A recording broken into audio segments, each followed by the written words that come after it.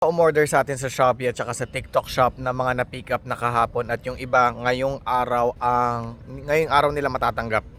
No, so big shoutout ko lang, unahin ko 'tong mga umorder sa TikTok. Si Boss Neil ng taga Taguig, boss, ngayon mo lang ma-receive yung item mo, no? Kasama yung mga free organic lemons. Boss Jerome ng taga Pilar Capiz, JD ng Rojas Capiz, Ma'am Janet ng Cebu. Please expect your orders sa weekends po. No, Wednesday po ngayon, mga Friday, Saturday makakarating po dyan sa inyo.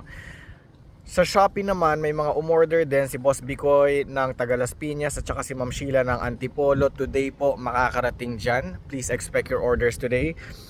Pero sa Shopee, paano ko ba itatag yung mga nandito sa Shopee? Sa TikTok shop, alam ko yung mga username nila, kaya ko maitag. Pero pag sa Shopee, paano mo itatag, no? Baka kung merong makasuggest o paano ang diskarte sa ganun, pa-comment naman or pa-PM sa akin. Baka yung iba kasi dito na sinashoutout ko, hindi rin naman nila mapapanood to, no?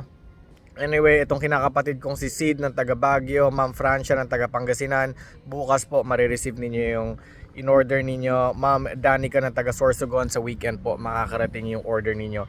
Then again, lahat po kayo makakatanggap ng libreng organic lemons. At kung meron kayong extra time, mabigyan nyo kami ng feedback or small testimonial, positive man yan or negative, it will still be a big help to make the page grow, no? Yun lang po yung whole purpose nun. Maraming salamat sa inyong lahat. You guys have a great week and advance happy holidays sa inyo. Take care.